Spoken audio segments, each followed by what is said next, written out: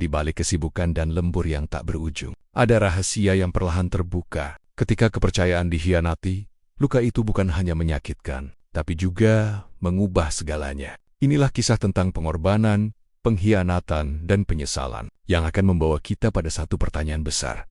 Apakah cinta bisa bertahan setelah semua ini? Sebuah kisah rumah tangga yang diuji kesetiaan. Hujan turun deras malam itu. Jam menunjukkan jam 22:30. Raka baru saja menyelesaikan lembur di kantornya. Dia lelah, matanya berat, tapi pikirannya tidak bisa berhenti memikirkan satu hal. Istrinya, Dinda, yang sejak beberapa minggu terakhir terlihat berubah. Dinda dulu selalu mengirim pesan ketika Raka lembur, menanyakan sudah makan atau belum. Tapi belakangan ini, pesan itu jarang masuk. Bahkan, kadang ponselnya tidak aktif hingga larut malam.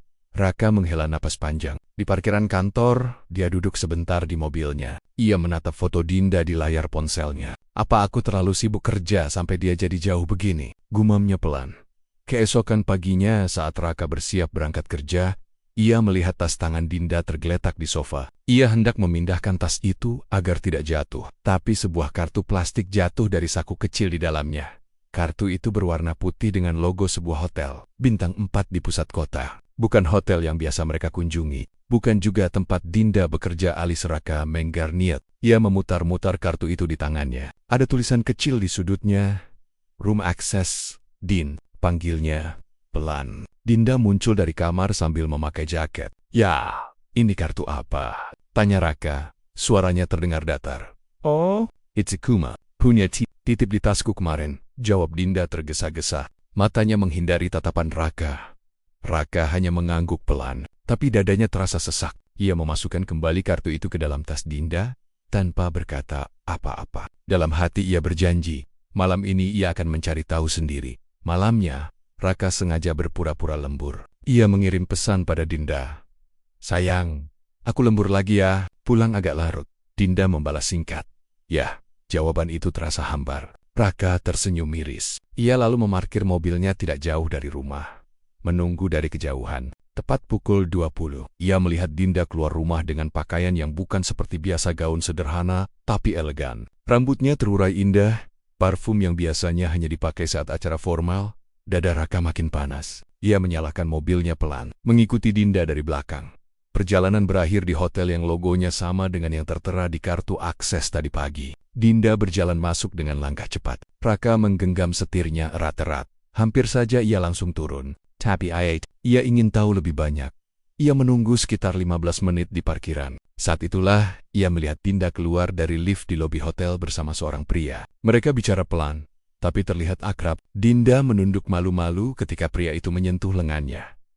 Jantung Raka berdegup kencang. Tangannya gemetar. Ia turun dari mobil, masuk ke lobi hotel, dan mengintai dari jauh. Ia tidak salah lihat. Itu memang Dinda, dan pria itu bukan saudara. Bukan teman kantor yang ia kenal. Raka mengikuti mereka hingga ke lantai 4. Dari jarak beberapa meter, ia melihat pria itu mengeluarkan kartu akses kartu yang sama, seperti yang jatuh dari tas Dinda dan membuka pintu kamar. Raka berdiri kaku di depan lift. Dunia serasa berhenti. Matanya panas. Ia mengepalkan tangan. Aku harus pastikan, bisiknya. Ia turun lagi ke resepsionis, berpura-pura ingin memesan kamar. Dengan sedikit rayuan dan alasan bisnis, ia berhasil meminta kartu akses cadangan untuk kamar yang sama. Tangan Raka menggenggam kartu itu erat-erat. Tangannya berkeringat, tapi amarahnya lebih besar dari rasa takutnya. Ia berjalan menuju pintu kamar. Napasnya tersengal. Suara tawa samar terdengar dari dalam kamar. Raka mengangkat tangannya, hendak mengetukkan pintu. Namun ia berhenti sejenak. Air matanya jatuh, tanpa terasa. Raka berdiri di depan pintu kamar hotel. Kartu akses di tangannya bergetar. Di dalam kamar, suara tawa Dinda dan pria asing itu terdengar jelas.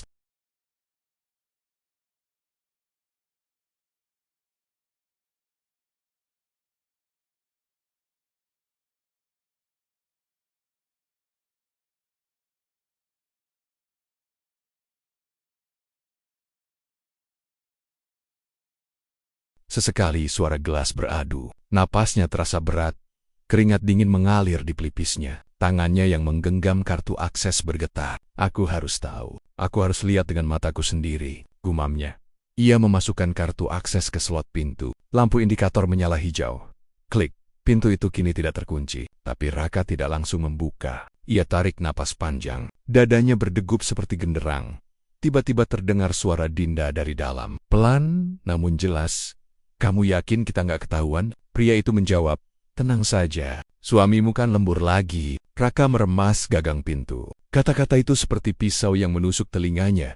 Dengan satu tarikan napas panjang, Raka mendorong pintu perlahan. Pintu terbuka setengah. Dan pandangannya langsung tertuju pada sosok Dinda yang duduk di tepi ranjang hotel. Dengan seorang pria asing yang sedang menuangkan minuman, Dinda terkejut, wajahnya pucat. Raka, pria itu berdiri kaku, wajahnya panik. Siapa ini? Raka melangkah masuk, menutup pintu di belakangnya. Suaranya bergetar namun tegas. Aku yang harusnya tanya. Siapa kamu? Dinda berusaha mendekat, Mas. Aku bisa jelasin. Jelasin apa? Raka membentak. Suaranya menggema di ruangan itu. Pria asing itu mencoba bicara. Mas, tenang dulu. Ini hanya salah paham. Raka mendadak menarik kerah bajunya. Salah paham. Kamu pikir aku buta? Pria itu mendorong tangan Raka. Jangan main kasar. Mereka hampir berkelahi. Dinda menjerit ketakutan. Jangan berantem. Raka menatap Dinda tajam. Matanya merah.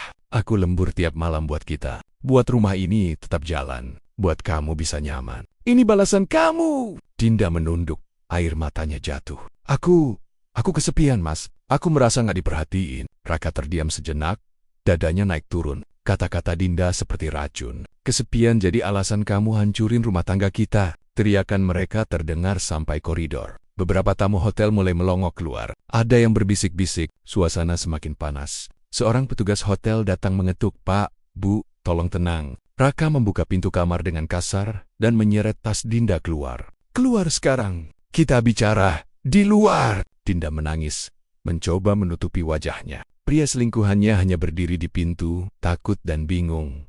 Di lobi hotel, orang-orang memperhatikan mereka. Beberapa mengangkat ponsel merekam kejadian. Dinda semakin menangis, wajahnya merah karena malu. Mas, tolong jangan di sini, katanya terisak. Kenapa? Malu. Kenapa nggak mikir malu waktu di kamar tadi? Raka membalas. Dialog penuh emosi. Raka menarik napas panjang, mencoba menahan amarahnya. Aku cuma mau satu jawaban, Din. Sejak kapan ini semua? Dinda terdiam. Jawab. Raka membentak lagi. Dinda mengusap air matanya. Suaranya lirih. Beberapa bulan ini, Raka terdiam. Tubuhnya seperti kehilangan tenaga. Ia mundur selangkah, menatap istrinya yang dulu ia banggakan. Pria selingkuhannya muncul di lobi, ingin bicara. Mas, aku minta maaf. Raka langsung menatapnya tajam. Kamu, jangan ikut campur. Urusannya sama aku dan istri aku. Pria itu mundur, lalu pergi sepat-sepat keluar hotel. Dinda mencoba mendekat. Mas, aku minta maaf. Raka menepis tangannya. Cukup, Din. Aku nggak mau dengar apa-apa lagi sekarang. Pulang, kita bicara di rumah. Kalau masih ada yang bisa dibicarakan. Dinda hanya bisa menangis. Mengikuti Raka keluar hotel di bawah tatapan puluhan orang. Di dalam mobil, suasana sunyi. Raka menyetir tanpa berkata apa-apa. Dinda hanya menunduk, menangis pelan. Lampu kota berkelebat di kaca jendela. Raka menatap ke depan, pikirannya kacau, antara marah, kecewa, dan hancur. Ia berkata pelan tapi tegas, besok kita bicarakan semuanya. Aku butuh waktu. Dinda tidak menjawab, hanya menutup wajahnya dengan kedua tangan. Mobil terus melaju menembus hujan malam.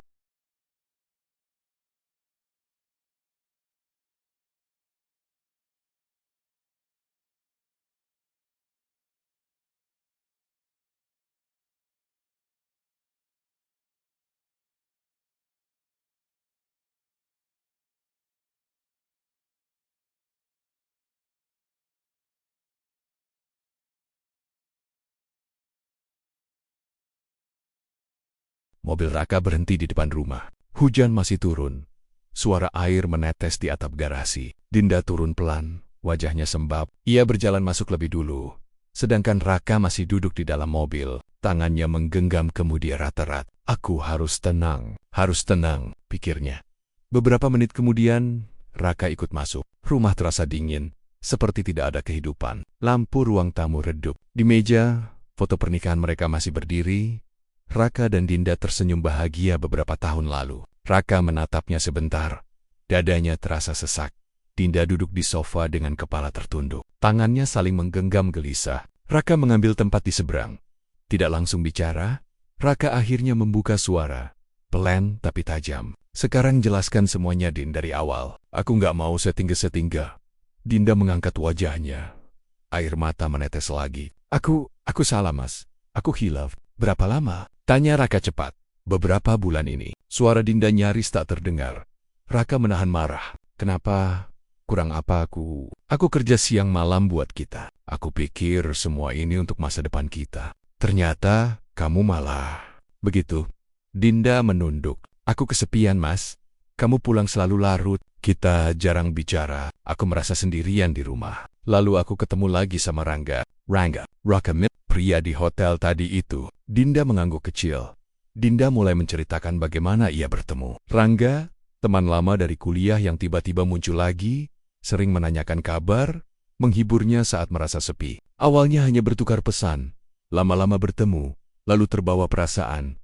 Raka mendengarkan dengan wajah tanpa ekspresi. Dalam hatinya campur aduk antara marah, kecewa dan luka.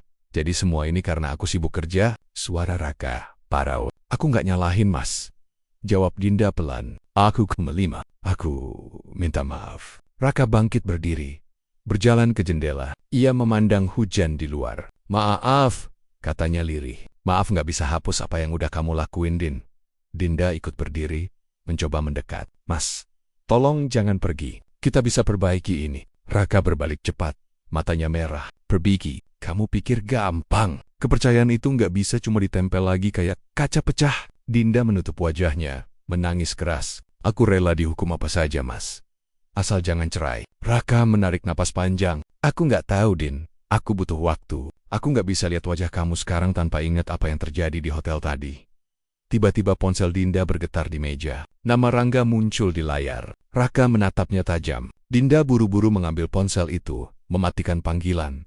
Dia masih berani nelpon, Raka berkata dengan suara rendah tapi menusuk. Mas, aku udah putusin dia tadi. Aku sampai. Raka mendekot.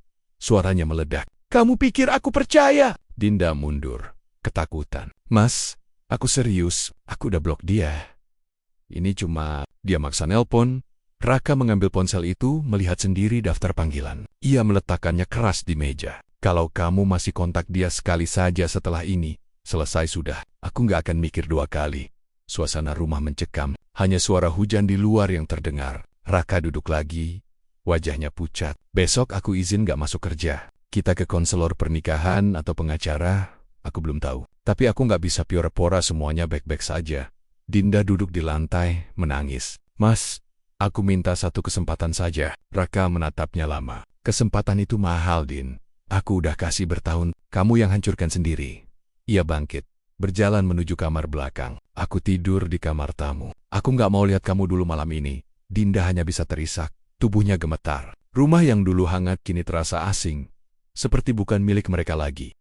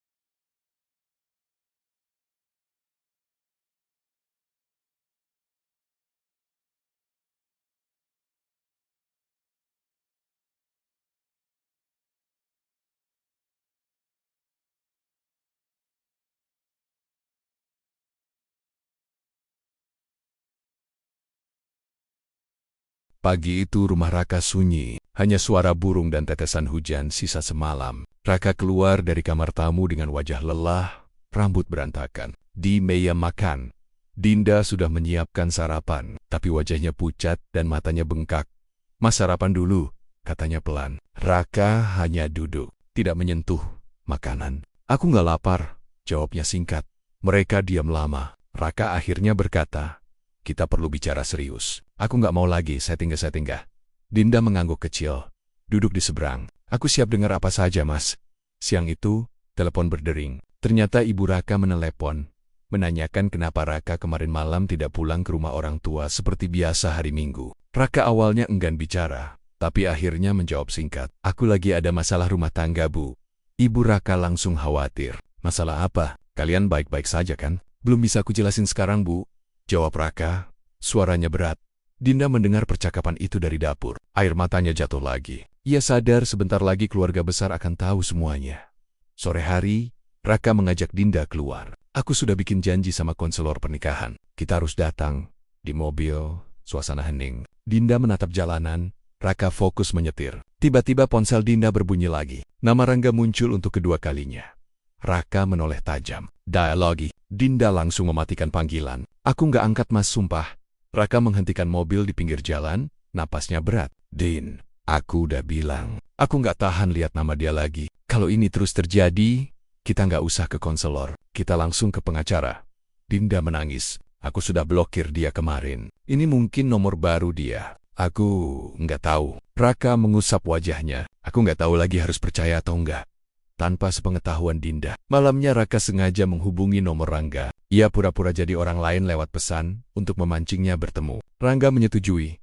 Malam itu Raka datang sendirian ke sebuah kafe. Rangga sudah menunggu. Wajahnya tampak gelisah. Begitu melihat Raka, ia kaget. "Mas Raka." Suaranya tercekat. Raka duduk di depannya, menatap tajam. "Kita selesaikan di sini, Rangga. Aku nggak mau lagi kamu ganggu istriku." Rangga mencoba bicara. "Mas, aku minta maaf. Aku salah. Aku juga udah minta Dinda selesain semuanya. Aku nggak mau hubungan ini berlanjut." Raka mengepalkan tangan di meja. "Aku nggak peduli apa alasan kamu. Kalau sekali lagi kamu hubungi dia, aku laporkan kamu ke polisi atas dasar perzinaan." Rangga menunduk.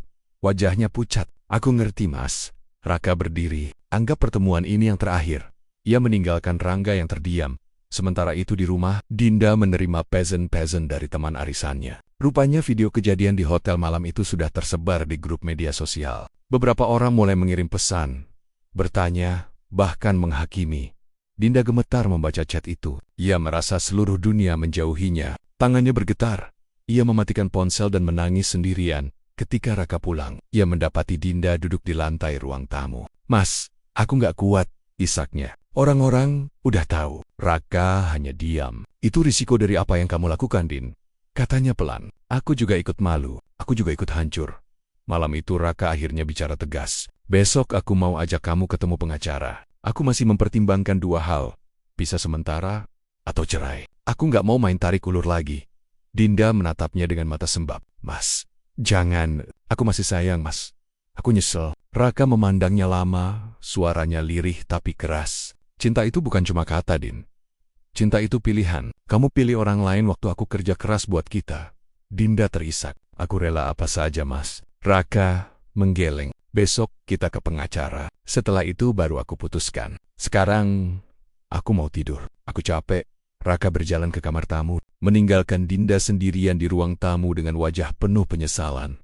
Kamera seakan menyorot foto pernikahan mereka di atas meja. Kini retak di salah satu sisinya karena sempat terjatuh. Rumah terasa dingin dan kosong. Raka duduk di tepi ranjang kamar tamu, menatap kosong ke dinding. Dinda di ruang tamu memeluk lututnya. Terisak. Mereka berada di titik terendah rumah tangga mereka, antara menyelamatkan atau mengakhiri semuanya.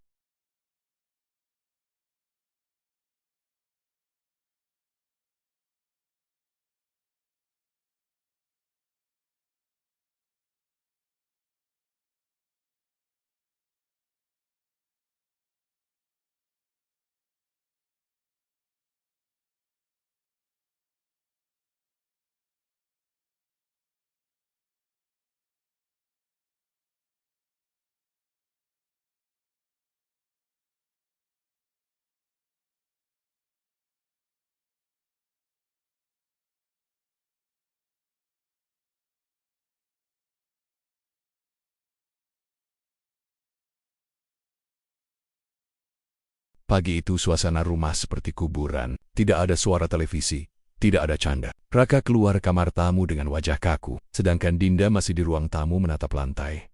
Raka berkata pendek, "Jam 2 kita ketemu pengacara. Aku sudah buat janji." Dinda mengangguk pelan. Matanya merah, "Mas. Kita masih bisa bicara dulu sebelum ke sana." Raka menghela napas. "Kita bicara di mobil saja." Mobil melaju pelan di jalan raya. Di dalam, udara seperti membeku. Dinda membuka suara dengan suara gemetar. "Mas, aku nggak siap cerai. Aku masih mau perbaiki semuanya. Aku janji bakal berubah." Raka tetap menatap jalan. "Aku sudah dengar janji itu. Tapi aku yang hancur sekarang, Din. Aku butuh waktu buat tahu apakah aku masih bisa percaya. Kalau Mas maafkan aku rela putus semua kontak dengan Rangga, pindah kota, apa saja. Asal jangan cerai." Isak Dinda. Raka menggenggam setir erat-erat. "Masalahnya bukan cuma Rangga. Masalahnya kamu udah ambil pilihan itu. Kamu udah pilih orang lain waktu aku kerja buat kita." Dinda menutup wajahnya. Air matanya mengalir lagi. Mobil terus melaju menuju kantor pengacara. Kantor pengacara itu sederhana tapi rapi. Seorang pengacara perempuan bernama Bu Ratri menyambut mereka. "Silakan, duduk. Saya sudah dengar garis besarnya. Kalian mau konsultasi tentang perceraian?" Raka mengangguk pelan. "Saya belum putuskan, Bu. Saya cuma mau tahu jalannya seperti apa. Hak asuh anak belum ada karena kami belum punya anak. Harta Gonogini juga masih bisa dibagi." Dinda menatap Raka dengan mata berkaca-kaca. "Mas," Bu Ratri memandang keduanya bergantian. "Kalau saya boleh saran, sebelum banner-banner memutuskan, coba pikirkan mediasi dulu. Perceraian itu jalan terakhir." Raka berkata lirih. "Saya nggak yakin bisa jalan bareng lagi setelah apa yang terjadi." Dinda memohon pada Bu Ratri, "Bu, tolong, saya mau pernikahan ini diselamatkan." "Apa? Masih bisa?" Bu Ratri menatap Dinda. "Masih bisa, Bu. Tapi butuh kejujuran penuh dan komitmen, dan butuh waktu. Yang penting sekarang Mas Raka tahu haknya. Bu Dinda juga tahu risikonya." Setelah dari kantor pengacara, Raka dan Dinda pulang. Ternyata di rumah sudah ada ibu Raka dan adik perempuannya, Sinta. Mereka datang karena khawatir. "Apa ini benar, Din?" tanya ibu Raka dengan suara bergetar. "Kamu Dinda menunduk. "Saya salah, Bu." Sinta langsung bereaksi. "Mas Raka udah kerja banting tulang. Kok tega?" Raka menahan adiknya. "Sin, jangan tambah panas. Aku juga masih bingung." Ibu Raka menangis. "Nak, perceraian itu bukan hal kecil. Tapi ibu juga nggak bisa nyuruh kamu bertahan kalau kamu udah sakit hati." Dinda memegang tangan ibu mertuanya. "Bu, saya nyesel. Saya minta maaf." Ibu Raka hanya bisa menarik tangannya pelan. Ibu nggak bisa jawab sekarang. Suasana rumah menjadi lebih tegang dengan kehadiran keluarga. Konflik bukan hanya antara Raka dan Dinda, tapi meluas ke orang-orang terdekat mereka. Setelah keluarga pulang, Raka dan Dinda duduk berdua di ruang tamu. Raka berkata, "Besok kita ke konselor pernikahan, bukan pengacara. Aku kasih satu kesempatan terakhir, tapi aku belum janji apa-apa." Dinda menatapnya penuh harap. "Mas serius?" Raka mengangguk pelan. "Aku cuma mau tahu apakah masih ada sisa dari kita. Kalau tidak ada, aku nggak akan paksa." Dinda langsung menangis dan memegang tangan Raka.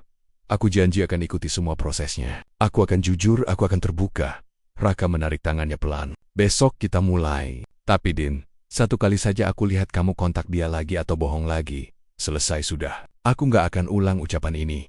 Dinda mengangguk sambil terisak. "Aku mengerti, Mas." Raka keluar ke teras rumah sendirian, menatap langit malam. Dalam hati ia berkata, "Ini kesempatan terakhir. Kalau gagal, aku siap pergi." Sementara Dinda di dalam rumah memegang cincin pernikahan mereka, berjanji pada dirinya sendiri untuk berubah.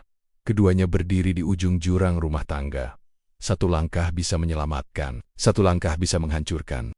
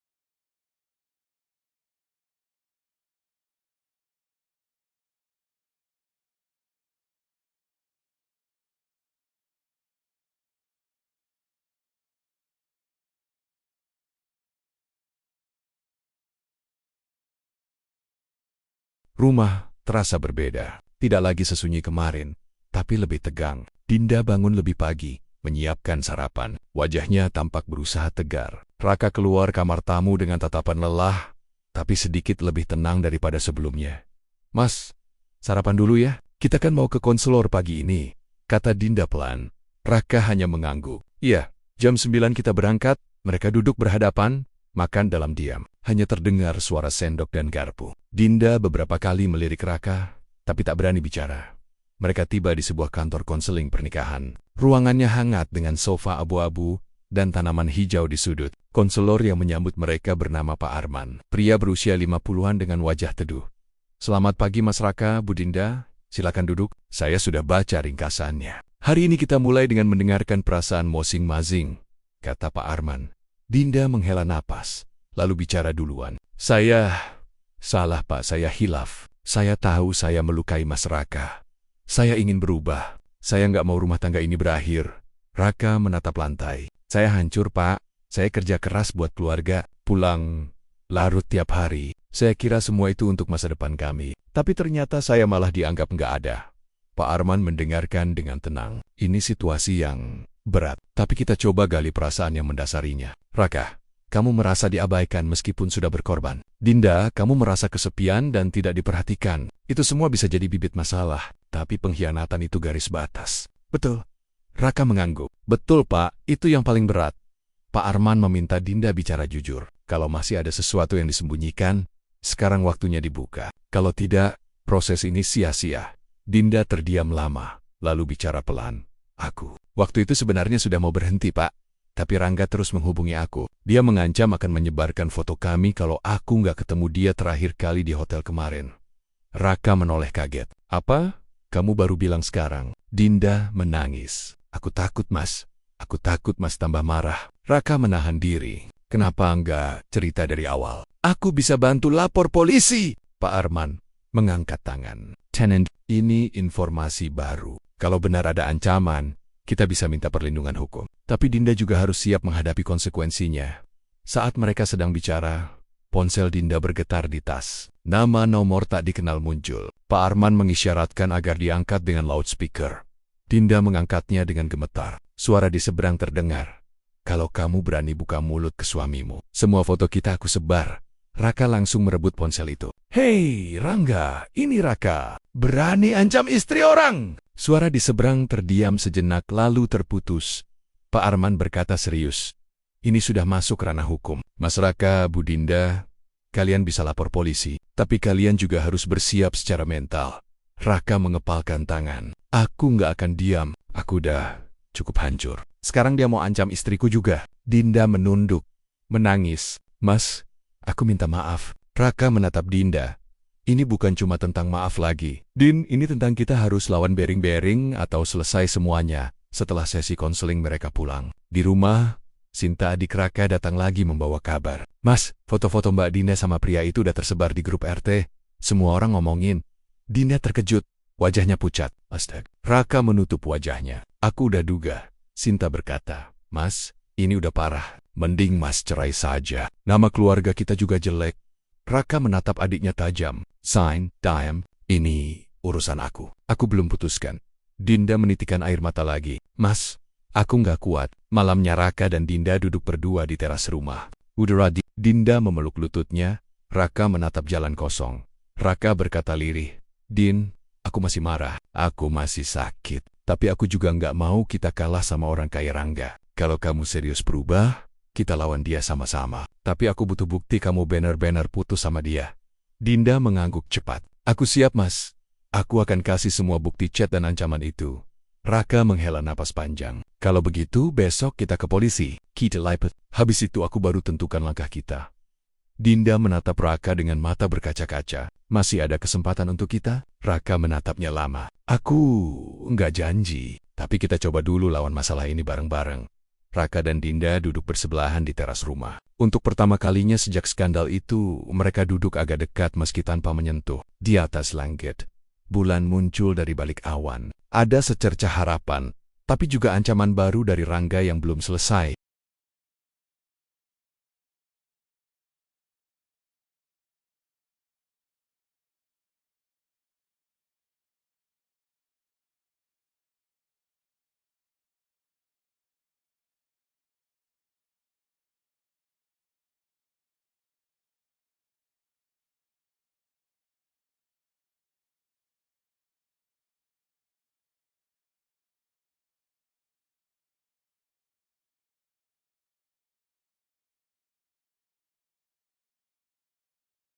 Pagi itu udara terasa berat. Raka dan Dinda sudah bersiap sejak subuh. Di meja ada map berisi bakti-bakti chat dan rekaman ancaman Rangga. Hari ini mereka sepakat melapor ke polisi. Mas, aku takut, bisik Dinda saat mereka hendak keluar rumah. Raka menatapnya sebentar. Kamu nggak sendiri. Kita hadapi bareng-bareng. Mobil mereka melaju menuju kantor polisi. Tidak ada musik di radio, hanya suara mesin dan napas yang berat. Mereka disambut petugas piket. Raka mengeluarkan bukti ancaman. Pak, istri saya diancam mantan selingkuhannya. Kami mau melapor. Petugas itu serius mendengarkan. Menulis laporan, lalu berkata, kami butuh keterangan tertulis dan bukti digital. Setelah itu kami bisa panggil yang bersangkutan.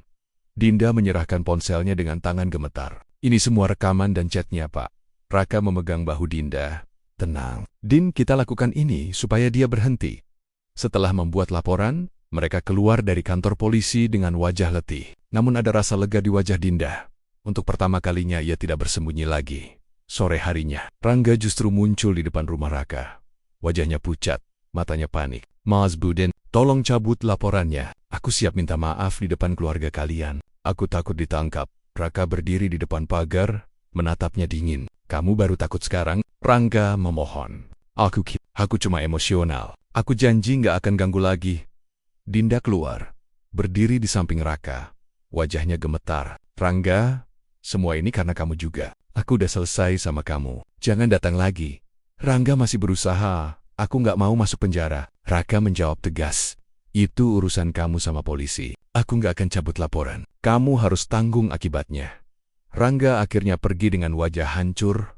Malam itu, Ibu Raka datang lagi bersama Sinta. Nak, kamu yakin mau lanjut rumah tangga ini? Tanya ibunya pelan. Roka menandok. Aku belum tahu, Bu. Kami lagi proses hukum dulu. Sinta bersuara keras. Mas, mending cerai saja. Nama baik kita udah jelek di kampung. Raka menatap adiknya. Sin, tolong jangan ikut campur terlalu jauh. Ini hidupku. Ibu Raka menghela napas. Ibu cuma mau kamu bahagia. Kalau bertahan bikin kamu sakit, lebih baik lepaskan. Tapi kalau kamu masih mau berjuang, lakukan dengan kepala dingin. Raka mengangguk pelan. Iya, Bu. Dinda menangis di samping, merasa makin terpojok. Aku tahu aku salah. Aku siap jalani hukuman sosial ini. Aku cuma mau Mas tahu aku serius berubah. Beberapa hari kemudian mereka kembali ke Pak Arman, konselor pernikahan. Pak Arman menatap mereka berdua. Kalian sudah melapor polisi. Itu langkah yang berani. Sekarang tinggal kalian putuskan. Apakah setelah ini kalian mau melanjutkan pernikahan atau tidak? Raka menarik napas panjang. Pak, saya masih sakit hati. Tapi saya juga lihat Dinda mau berubah. Dia ikut lapor polisi. Dia buka semuanya. Itu saya hargai. Dinda menatap Raka dengan mata berkaca-kaca. Mas, Pak Arman berkata, kadang pernikahan tidak kembali seperti semula, tapi bisa dibangun ulang. Itu butuh waktu. Butuh batas yang jelas, dan butuh komitmen. Raka mengangguk pelan. Aku siap coba, Pak. Tapi dengan syarat, Dinda ikut konseling pribadi. Semua akses komunikasi dengan Rangga dan siapapun yang berpotensi merusak rumah tangga kita diputus. Aku juga akan atur ulang hidupku, supaya nggak lembur terus. Dinda menangis lega. Aku siap, Mas. Aku akan lakukan semuanya. Beberapa minggu kemudian, Rangga resmi dipanggil polisi dan berhenti mengganggu. Gosip perlahan mereda meski tidak sepenuhnya hilang. Raka mulai mengurangi lemburnya. Pulang lebih cepat. Dinda benar-benar mengikuti konseling dan lebih terbuka. Mereka tidak langsung mesra seperti dulu, tapi mulai berbicara lagi. Makan bersama, pergi jalan sore. Masih ada luka, masih ada canggung, tapi ada usaha nyata. Suatu malam, Raka duduk di teras rumah memandang langit. Dinda datang membawa 2 cangkir teh. Mereka duduk berdampingan. Tidak ada kata-kata muluk, hanya keheningan yang hangat, Mas. Kata Dinda, pelan. Terima kasih udah kasih aku kesempatan. Raka menatapnya. Aku kasih kesempatan, Din. Tapi aku juga kasih syarat. Kita bangun lagi pelan-pelan. Kalau salah satu dari kita berhenti berjuang, ya selesai. Dinda mengangguk. Aku nggak akan berhenti. Mereka saling menatap. Ada luka, ada air mata, tapi juga ada secercah cahaya.